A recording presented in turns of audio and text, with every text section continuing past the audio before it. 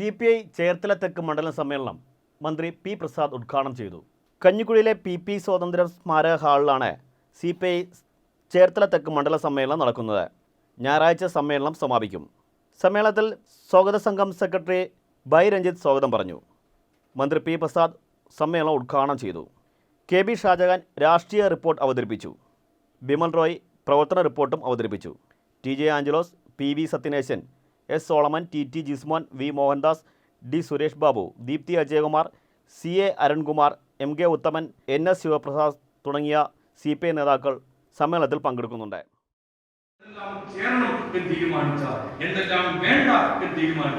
ആ ഭരണഘടന നിർമ്മാണ സഭ ചെറിയതായിരുന്നില്ല. നമ്മുടെ ഭരണഘടനാ നിർമ്മാണ സഭ നമ്മൾ പറഞ്ഞു, ആ ഭരണഘടനാ നിർമ്മാണ സഭയിൽ എന്തായാലും ഇന്ത്യ എന്ന് അവിടെ എങ്ങും വരാത്ത ഒന്നിനെ ഈ 2025 കൊണ്ടുവന്ന് ഒളിച്ചു കടത്താൻ ശ്രമിച്ചാൽ അങ്ങനെ ഒളിച്ചു കടത്തുകയല്ല വേണ്ടത്. ഇന്ത്യ എന്നത് ഒരു ജനതയുടെ വികാരമാണ്. ആ വികാരത്തെ കമ്മ്യൂണിസ്റ്റുകാർ എല്ലാ കാലത്തും ഉയർത്തിപ്പിടിക്കും. ആ വികാരത്തോടൊപ്പം കമ്മ്യൂണിസ്റ്റുകാർ നിന്നിട്ടുണ്ട്. ഇന്ത്യ എന്ന വികാരത്തോടൊപ്പം ഏറ്റവും കൂടുതൽ നിൽക്കേണ്ട ഒരു കാലഘട്ടം എന്ന് പറഞ്ഞാൽ 2025 ഇന്ത്യ എന്ന വികാരത്തോടൊപ്പം ഒരു മനുഷ്യൻ നിന്നോ എന്ന് നോക്കിയിരുന്നത് സ്വാതന്ത്ര്യ സമരത്തിന്റെ കാലഘട്ടത്തിലാണ്. ഇന്ത്യ എന്ന വികാരത്തോടൊപ്പം ഈ സ്വാതന്ത്ര്യ സമരത്തിന്റെ കാലഘട്ടത്തിൽ നിന്ന ഒരാൾക്കാരനെ കാണിക്കാൻ അവരെ കൊണ്ടാവുമോ എന്നുള്ളതിനാണ് അവർ മറുപടി പറയേണ്ടത്. അവർക്ക് എന്റെ വീടിന്റെ അടുത്തേക്ക് മാർച്ച് നടത്തുന്നത് പറഞ്ഞത് അവർ ചൂണ്ടിക്കാണിക്കുക. ഈ നാടിന് വേണ്ടി നിലയുറപ്പിച്ച ഒരാൾക്കാരന്റെ പേരൊന്ന് ചൂണ്ടിക്കാണിക്കുക.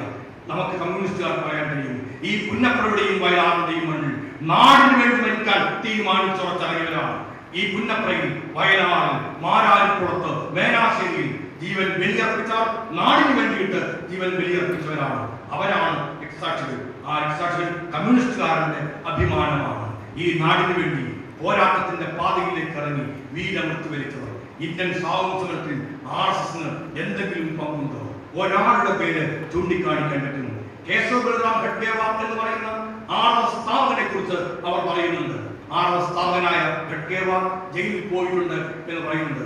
ശരിയാണ്, ജയിലിൽ പോയി. ഖിലാഫത്ത് സമരത്തിന്റെ നാളുകളിൽ ഖഡ്ഗേവാർ ജയിലിൽ പോയി. RSS ആയിട്ടില്ല. അന്ന് അദ്ദേഹം കോൺഗ്രസ് നേതാവാണ്. അന്ന് അദ്ദേഹം സേവാദളിന്റെ നേതാവാണ്. അങ്ങനെയാണ് ജയിലിലേക്ക് പോയത്.